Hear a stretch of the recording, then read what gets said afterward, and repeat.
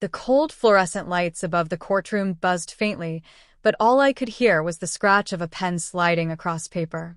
My husband, no, ex-husband, Leon, sat across the table, grinning like he'd just won the lottery. "Guess you'll finally be free to blog full-time," he muttered without looking up. "Try not to spend all your little ad money at once." I didn't flinch.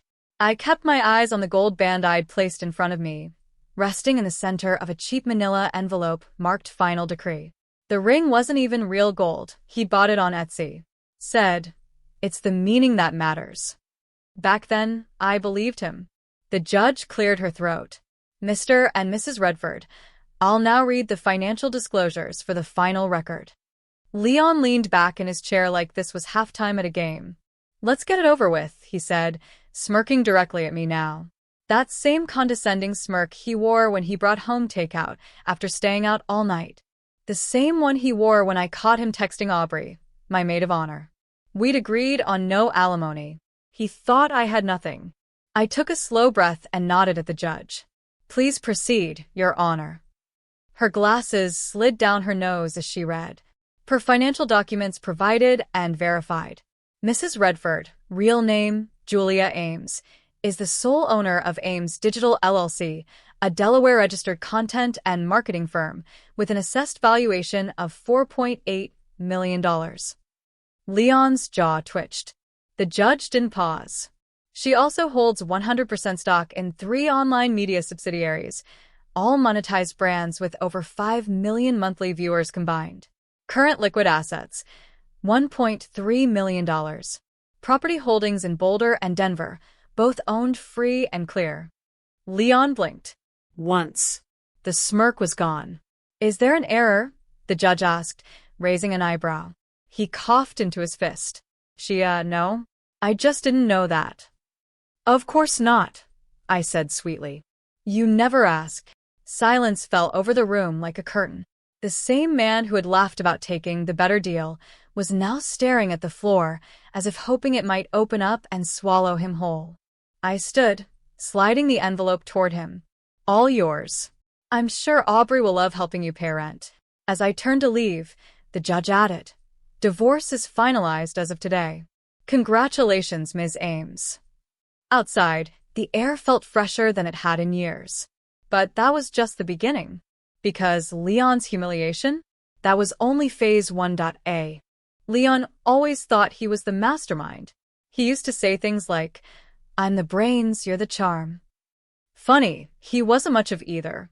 When we first met in Austin, I was 26 and rebuilding my life from scratch after grad school. He was 31, working at some finance job he never explained too well. Drove a leased BMW, wore designer shoes, always polished but hollow. We got married within a year. Too fast, I know, but he made me feel like I was finally safe. And when you've been alone long enough, safety feels like love. For the first year, I let him handle everything. Rent, bills, taxes. "Trust me," he'd say. "Focus on your little blog." My little blog. That little blog had started as a food diary during COVID. Then came SEO, then affiliate marketing, then digital courses. By year 2, it wasn't little anymore. I'd quietly registered it as a business. Even trademarked it. He never noticed. Or if he did, he didn't care. He was too busy traveling for work, posting stories from hotel pools in Miami, tagging me in photos I wasn't in. I played the loyal wife, reposting them, pretending we were solid. But the truth? He hadn't touched me in 6 months. Then one rainy Tuesday night, I got a DM. A woman named Natalie. No pleasantries. Just, "I thought you should know this is your husband." Attached was a video. Blurry, but unmistakably Leon. Shirtless. Laughing. Wine glass in hand. Kissing a brunette who was definitely not me. I sat frozen for an hour. Then I called my lawyer. That was 4 months ago. Since then, I did what Leon never expected. I played dumb. I smiled at dinner. Slept beside him. Let him think I was too naive or too in love to do anything. While he cheated, I moved money. Cleaned up taxes. Consolidated ownership of my brands. And I hired a forensic accountant. See, Leon wasn't just unfaithful, he was sloppy. The work trips? They were charged to my card. And guess what? The hotels were booked under a company I technically owned. He didn't read the fine print, but he would. Because I wasn't just leaving him with nothing, I was sending him a bill. One that would land the moment he tried to cash in on our divorce. And speaking of that, he just texted me. Hey. We should talk. I didn't know you were hiding that kind of money. That's not cool. I smiled and typed back. Meet me at the cafe. Bring your lawyer. Let the games begin. The cafe was exactly as I planned. Quiet, neutral, with oversized windows that let sunlight fall perfectly on my side of the booth. I got there early, ordered mint tea, and watched the door. Leon walked in 5 minutes late, in a wrinkled blazer and sunglasses that screamed, I'm in control. His lawyer trailed behind, a guy named Martin who looked more like a frustrated chess coach than legal counsel. Leon sat down without a word, looking me over like I was a stranger. Maybe to him, I was. So, he said finally, removing his shades. You gonna explain how you managed to build a damn empire behind my back? I stirred my tea slowly. I didn't hide it. You just never asked. Martin opened a folder. Leon is willing to revisit the financial terms. He believes the initial agreement, made under false assumptions, is grounds for adjustment. I laughed. A real, full-bodied laugh. Adjustment? That's adorable. Leon leaned forward, his voice hardening. You don't think it's fair that I supported you while you built this? I paid the bills. I took care of everything. You owe me something. I reached into my bag, pulled out a slim folder, and slid it across the table. You mean like this? He opened it. Inside were spreadsheets, credit card statements, hotel receipts, thousands of dollars, all charged to my LLC over the past year. I itemized your affairs, I said. You vacationed with Aubrey on my company's dime. That's embezzlement, Leon. Financial fraud. You stole from a business you didn't own. Martin looked pale. Leon, did you know? She said I could use the card, he blurted. I raised my brow. When exactly? During pillow talk in the Hamptons. He stood up. This is bull. I calmly placed a USB drive on the table.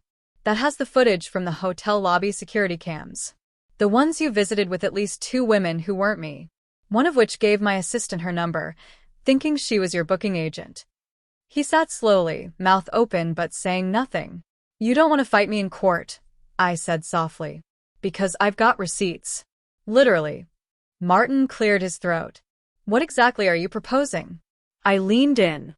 Leon signs the final agreement, no claims, no renegotiations.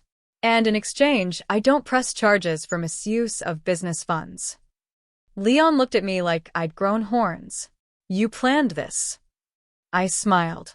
Of course I did. Outside, the sun was starting to dip. The first layer of my revenge was almost complete. But the next one, the public one, that was still waiting in the wings. I didn't need to ruin Leon in private. That would have been too easy. No, he thrived on image. Everything he flaunted was a performance. So his downfall had to be just as theatrical. And I had the perfect stage, the Westin Business Leaders Gala.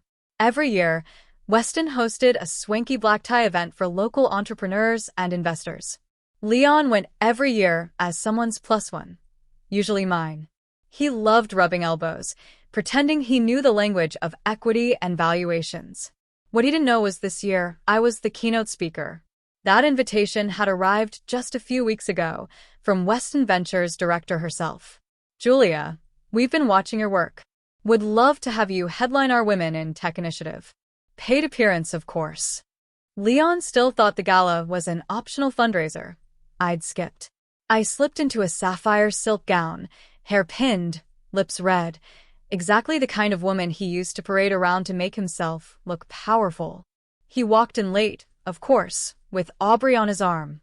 She wore a rhinestone dress 2 sizes too small and looked like a deer in headlights when she saw me at the front of the room. His eyes widened. I raised my champagne glass in a small toast.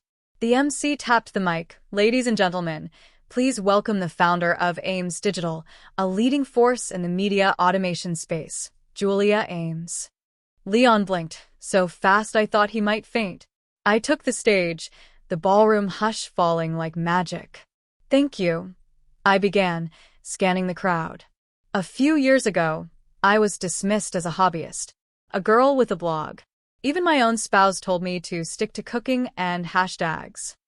Laughter rippled, but I built, quietly, while being underestimated, while being cheated on, while being told I wasn't enough. Now the laughter faded into silence. I continued, tonight, I want to speak not to the people who doubted me, but to the ones who doubt themselves. Because if you stay focused long enough, you won't have to chase your worth. You'll make them choke on it. Polite gasps. I ended the speech to a standing ovation. Leon never clapped. Aubrey looked like she wanted to crawl under the table. As people rushed to shake my hand and exchange cards, I walked past their table, slowly, and whispered, "Smile for the photographers. You're about to trend for all the wrong reasons." I walked off, heels clicking like applause. But the photo that really mattered? It hadn't been posted yet. That came tomorrow, with a caption I'd been waiting months to write. I woke up the next morning to 47 new messages and a dozen missed calls. My phone buzzed like a slot machine hitting jackpot. I smiled before I even opened it. The headline was everywhere. Tech mogul Julia Ames stuns gala. Ex-husband in crowd as truth unfolds. But it wasn't just the press that did the damage. It was the photo. A crisp, perfectly timed shot. Me on stage mid-speech, head high, while in the blurry background, Leon, slack-jawed, and Aubrey fidgeting with her dress like a guilty teenager in detention. I posted it on my company's verified account at 9 a.m. sharp. Caption? To every woman building in silence, don't worry, they'll hear you soon enough. Camera with flash, hashtag built not borrowed, hashtag watch me rise. By 10 a.m., it had over 80,000 likes. I didn't tag Leon. Didn't need to. People knew. The ones who mattered always do. He called at 11:17. I let it ring. Then a text. You really had to humiliate me like that? After everything? I replied simply. You did the work. I just gave you the spotlight. The part that really twisted the knife wasn't even the post. It was what came next. 2 weeks earlier, I'd sold 30% of Ames Digital to a private firm. Quietly. That liquidity made me eligible to appear on Next 40, a prestigious under 40 entrepreneurs list. They published the new rankings the next day. Number 17, Julia Ames, 34, founder, Ames Digital. Net worth, $6.2 million. Known for silent exit, public rebuild. Leon used to joke, if you ever make it big, I'll be your trophy husband. Guess he didn't think I'd be the one cashing in the trophies. Meanwhile, Aubrey? She went private on Instagram. Last I saw, she posted a story of their new apartment. Smaller. Dim, no caption. But I wasn't done. I had one final move left, and it was already in motion. See, while Leon had been living large, he hadn't paid a single dime toward the debt on a certain shared credit card. One I had deliberately left in both our names. Why? Because defaulting on that account would hit his credit score, not mine. And last week, I transferred the full balance to collections, just in time for his mortgage application. I wasn't just deleting him from my life. I was rewriting his. 3 days after the credit hit, Leon showed up at my office. Yes, my office. The new one in downtown Austin, floor-to-ceiling windows, minimalist decor, and my name etched in the glass like it belonged there. Because it did. He didn't even make it past reception. Ms. Ames, my assistant said through the intercom, there's a Mr. Redford here. Should I have security? I pressed the button. Let him wait. I let him sit for exactly 23 minutes. Long enough to sweat. Long enough to wonder. When I finally walked out, heels clicking on the polished concrete, he stood and raised both hands like I was about to slap him. I just want to talk, he said, looking around nervously. Can we please not make a scene? I studied him. The once polished, self-important man was fraying at the edges. Shirt untucked, jawline unshaved, eyes tired in a way that no sleep could fix.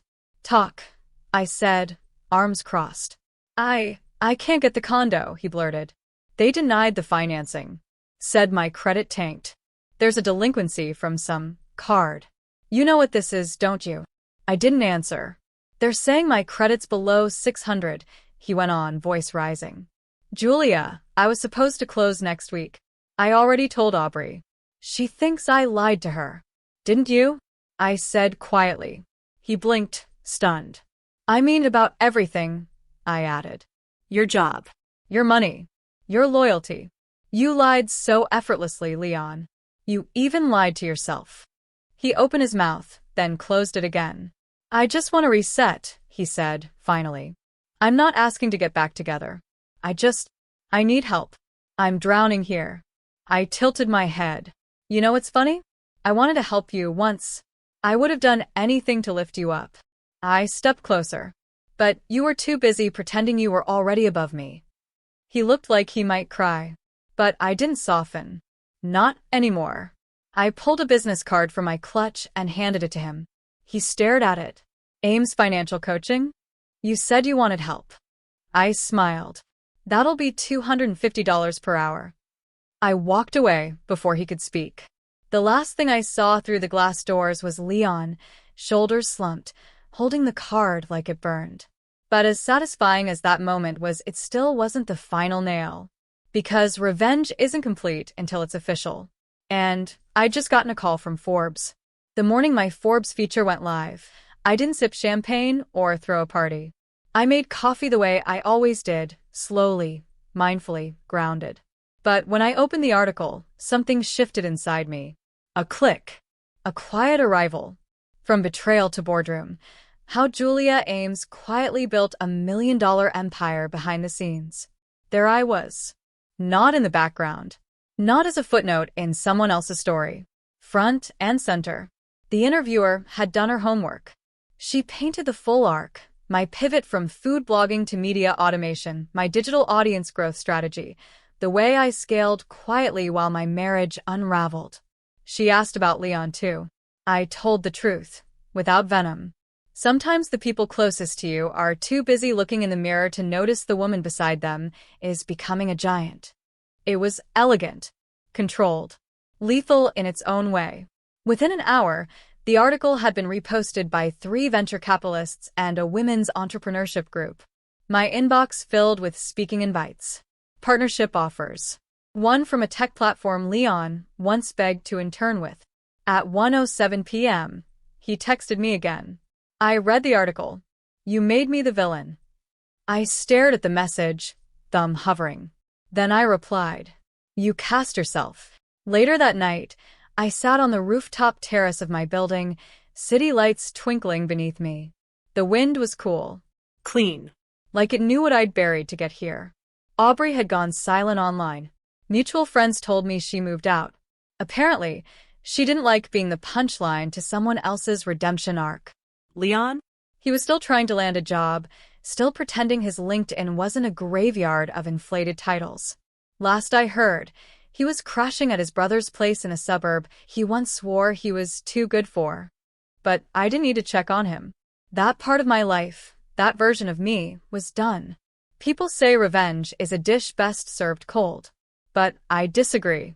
True revenge is served slowly at room temperature in silence over time until they forget what warmth ever felt like. And now, there was only one thing left to do. One final goodbye. I opened my laptop, pulled up the contact list. Leon Redford. Delete contact? White heavy check mark yes. As I hit confirm, my phone buzzed. Unknown number. "We read your Forbes piece. Would you consider selling Ames Digital? Name your price." I smiled. I didn't sell the company. Not yet. Not because the offer wasn't generous, it was. Mid-8 figures. Enough to retire. Enough to vanish. But I built Ames Digital in the dark, brick by quiet brick, while my world fell apart. Selling it now, right when the world was finally watching, would feel like walking off stage before the final curtain call. And I wasn't finished speaking. Instead, I expanded. Hired 3 women I used to follow on Instagram. Each one had emailed me once upon a time, asking how I started. I remembered every message. I made each of them a department lead. They cried on their first day. I didn't. I'd already cried enough for all of us. Leon tried to call one last time. I answered. I lost everything, he whispered. Everything. I didn't reply. I just listened to the silence that followed. His voice cracked, waiting for the old version of me to show up. She didn't. He cleared his throat. Do you ever think about what we had? I do, I said. Every time I look at what I built without you. Click. There was no rage. No dramatic pause. Just peace. Sometimes the best revenge isn't the explosion. It's the silence afterward. When they realize you've moved on, and they're still standing in the debris of what they broke. Weeks later, I sat on another panel, this time at Stanford. The moderator asked, "What advice would you give your younger self?" I thought for a moment, then smiled. I'd say, let them underestimate you. Just never join them. Applause. Flashes. Emails. Another contract signed. I wasn't just building an empire anymore. I was the empire. And Leon, he faded. Not in fire, but in silence. Where he belonged.